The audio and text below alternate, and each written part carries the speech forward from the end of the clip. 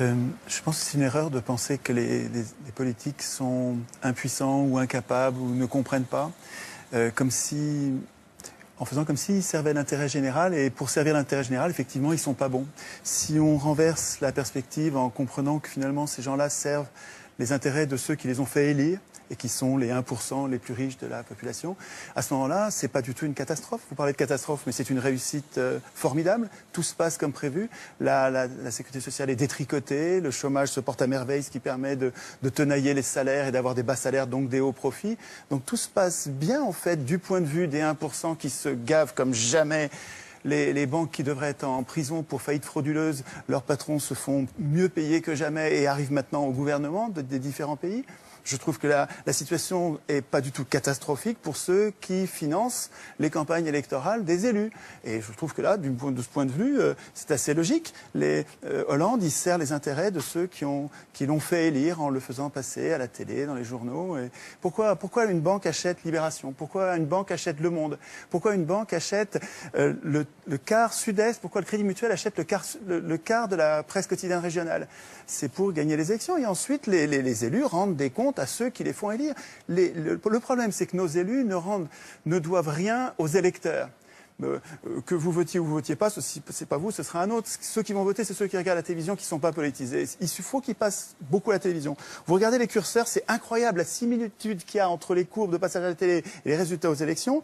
Il suffit de monter les curseurs des challengers, vous les montez à 10, 15%, ça va donner l'impression de la pluralité. Et puis les deux partis qui ont la même politique de droite dure, qui s'appelle gauche et droite, mais en fait ils ont la même politique pour les industriels et les banquiers, les multinationales en fait. Ben, vous les mettez au curseur plus haut et ils vont être élus l'un ou l'autre, en fait, peu importe, ils vont faire la même politique.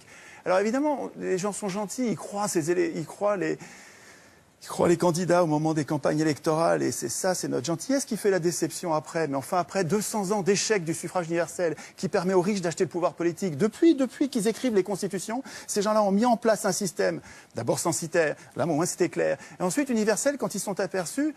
Tocqueville disait très tôt, donc début du 19e siècle, il disait « Je ne crains pas le suffrage universel, les gens voteront comme on leur dira ». Et ça fonctionne très bien. Donc, le fait de désigner des maîtres au lieu de voter des lois est une imposture politique. Nous ne sommes pas en démocratie. En démocratie, nous voterions nos lois, nous-mêmes.